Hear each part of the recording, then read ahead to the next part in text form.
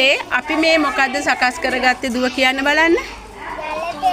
ජල පෙරණේ. කී පන්තියද මෙහෙම හදන්න තියෙන්නේ? 3 ශ්‍රේණිය. අපි කොහොමද මේක සකස් කරගත්තේ කියන්න බලන්න.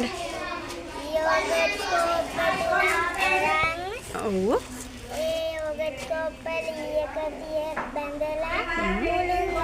මුළුන් දාන්න කලින් මොකද කරේ මේ යෝගට් කෝප්ප?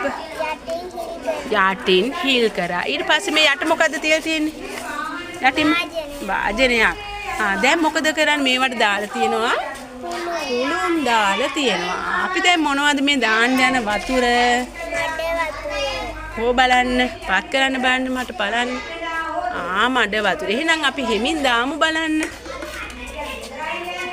හිමින් දාන්න.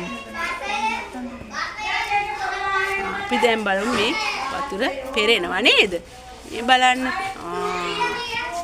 මේ සුදුවට තිබ්බ පුළුන් වලට මොකද වෙන්නේ බලමු. බලන්න. අපිරිසිදු වෙලා පුළුන්. මේ තියෙන වතුරේ තියෙන අපිරිසිදු ද්‍රව්‍ය මේ පුළුන් වලට උරාගෙන වතුර පිරිසිදු වෙලා වැටෙනවා. පේනවා නේද? බලන්න සෑම දරුවෙකුටම මේක පේනවද කියලා. තව වතුර දාන්න පුතේ. තව වතුර එකක් ගෙනල්ලා දාමු බලන්න.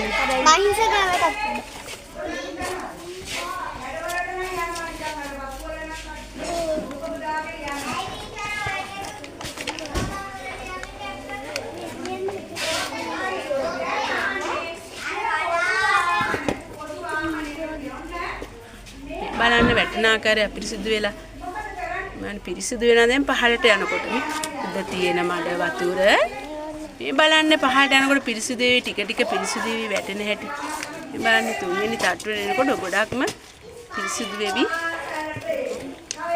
ඔයාලට පේනවා වීදුරු බඳුනේ ඉතා පිරිසිදු ජලය වැටෙන ආකාරය